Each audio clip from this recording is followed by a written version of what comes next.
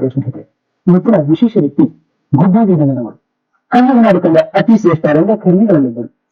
ನಟ, ನಿರ್ಮಾಪಕ, ನಿರ್ದೇಶಕ ಮತ್ತು ನಾಟಕ ಮಂಡಳಿಯ ವ್ಯವಸ್ಥಾಪಕರಾಗಿದ್ದ ವೀರಣ್ಣನವರು ಅನೇಕ ಕಲಾವಿದರಿಗೆ ಉದ್ಯೋಗಾವಕಾಶ ಸಲುಹಿದ ಕರ್ಮಜೀವಿ. ಒಂದು ಕಾಲದಲ್ಲಿ ಮನೆ ಮಾತಾಗಿದ್ದ ಗುಬ್ಬಿ ಚೆನ್ನ ಬಸವೇಶ್ವರ ಕೃಪಾಪೋಷಿತ ನಾಟಕ ಮಂಡಳಿಯ ವ್ಯವಸ್ಥಾಪಕರಾಗಿದ್ದ ವೀರಣ್ಣನವರು ಅನೇಕ ಕಷ್ಟಕ ತಂಡಗಳನ್ನು ಎದುರಿಸಿ ರಂಗಭೂಮಿಯ ಏಳಿಗೆಗಾಗಿ ನಿರಂತರವಾಗಿ ದುಡಿದವರು.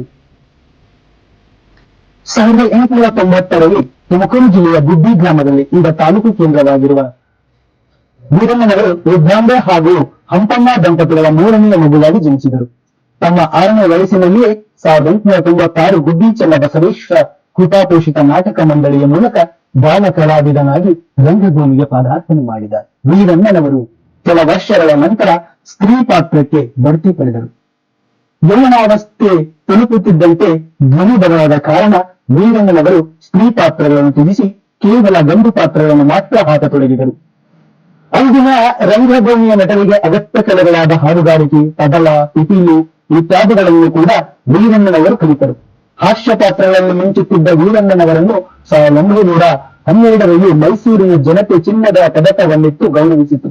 ದಕ್ಷಿಣ ಭಾರತದ ಹಲವಾರು ನಗರಗಳ ಪ್ರವಾಸ ಮಾಡಿ ಯಶಸ್ವಿ ಪ್ರದರ್ಶನಗಳನ್ನು ನೀಡುತ್ತಾ ಪ್ರಸಿದ್ಧಿಗೆ ಬಂದರು ವೀರಣ್ಣನವರು. 1921ರಲ್ಲಿ ಬೆಂಗಳೂರಿನಲ್ಲಿ ಕನ್ನಡ ನಾಟಕಗಳ ಪಿತಾಮಹ ಎಂದು ನಾಮಾಂಕಿತರಾಗಿದ್ದ ಟಿ.ಟಿ. ಕೈಲಾಸಂ ವೀರಣ್ಣನವರ ಪ್ರದರ್ಶನ ಮೆಚ್ಚಿ ಕೈಗಡಿಯಾರವನ್ನು ನೀಡಿ ಸನ್ಮಾನಿಸಿದರು. 1923ರಲ್ಲಿ ಮೈಸೂರು ಅರಸರಾಗಿದ್ದ ನಾಲ್ವಡಿ ಕೃಷ್ಣರಾಜ ಒಡೆಯರು ವೀರಣ್ಣನವರ ನಾಟಕಗಳನ್ನು ನೋಡಿ ಹಾಗೂ ಅವರ ಅಭಿನಯ ಮೆಚ್ಚಿ ವರ್ಸ್ಟೈಲ್ ಕಮೆಡಿಯನ್ ಎಂಬ ಬಿರುದು ನೀಡಿ ಸನ್ಮಾನಿಸಿದರು. ಮುಂದಿನ ಪೀಳಿಗೆ ರಂಗಕಲೆಯನ್ನು ಇನ್ನು ಎತ್ತರೆಗೆ ಕೊಂಡೊಯ್ಯಲಿ ಎಂಬ ಆಸೆ ಹೊತ್ತ ವೀರಣ್ಣನವರು 1925ರಲ್ಲಿ 14 ವರ್ಷದೊಳಗಿನ ಹುಡುಗರಿಗೆ ನಾಟಕ ತರಬೇತಿ ನೀಡಿ ಬಾಲಕ ವಿವರ್ಧಿನಿ ಎಂಬ ಸಂಘ ಸ್ಥಾಪಿಸಿದರು. 1926ರಲ್ಲಿ ಕನ್ನಡ ರಂಗಭೂಮಿ ಇತಿಹಾಸದಲ್ಲಿ ಪ್ರಥಮ ಬಾರಿಗೆ ನಾಟಕದಲ್ಲಿ ವಿದ್ಯುತ್ ದೀಪ ಬಳಸಿದ ಕೀರ್ತಿ ವೀರಣ್ಣನವರಿಗೆ ಸಂದಾಯವಾಗುತ್ತದೆ.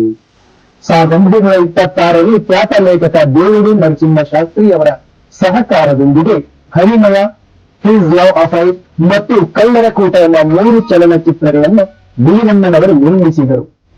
ವೀರಣ್ಣನವರು 1934ರ ಡಿಸೆಂಬರ್ 31ರಂದು ಬೆಂಗಳೂರಿನಲ್ಲಿ ಕುರುಕ್ಷೇತ್ರ ಎಂಬ ಅಭೂತಪೂರ್ವ ನಾಟಕ ಪ್ರದರ್ಶಿಸಿದರು. ವೈಭವ ಪ್ರೇರಿತ ಈ ನಾಟಕದಲ್ಲಿ ಜೀವಂತ ಆನೆ ಕುದುರೆಗಳನ್ನು ಬಳಸಲಾಗಿತ್ತು. ಆಗಿನ ಕಾಲದಲ್ಲಿ ಈ ನಾಟಕ ಬಹಳ ಜನಪ್ರಿಯವಾಗಿತ್ತು. 1935ರಲ್ಲಿ ವೀರಣ್ಣನವರು ಬೆಂಗಳೂರಿನ ಕೆಂಪೇಗೌಡ ರಸ್ತೆಯಲ್ಲಿ ಸಾಗರ್ ಟಾಕೀಸ್ ಎಂಬ ಚಿತ್ರಮಂದಿರ ಸ್ಥಾಪಿಸಿದರು.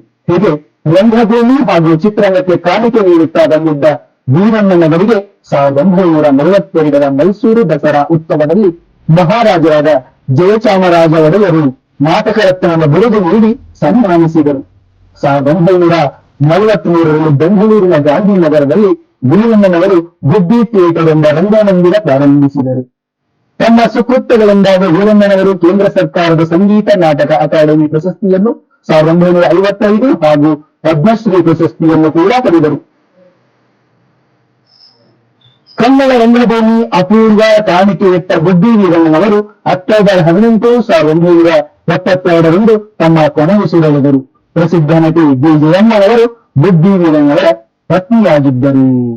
ಇಂತಹ ಸೇವೆ ಸಲ್ಲಿಸಿದ ಮಹಾನ್ ವ್ಯಕ್ತಿ ಗುಬ್ಬಿ ವೀರಣ್ಣನವರಿಗೆ ನನ್ನ ಅನಂತ ಕೋಟಿ ನಮನಗಳನ್ನು ಸಲ್ಲಿಸುತ್ತಾ ಪ್ರಿಯ ವೀಕ್ಷಕರು, ಈ ಮಾಹಿತಿ ನಮಗೆ ಇಷ್ಟ ಆಗಿದ್ರೆ ಲೈಕ್ ಮಾಡಿ, ಶೇರ್ ಮಾಡಿ, ಕಮೆಂಟ್ ಮಾಡಿ ಅಂತ ಹೇಳ್ತಾ ಮತ್ತೆ ಮುಂದಿನ ವಿಶೇಷ ವ್ಯಕ್ತಿಯೊಂದಿಗೆ ಭೇಟಿ ಆಗ್ತೀನಿ. ನಮಸ್ಕಾರ ಪ್ರಿಯ ವೀಕ್ಷಕರು.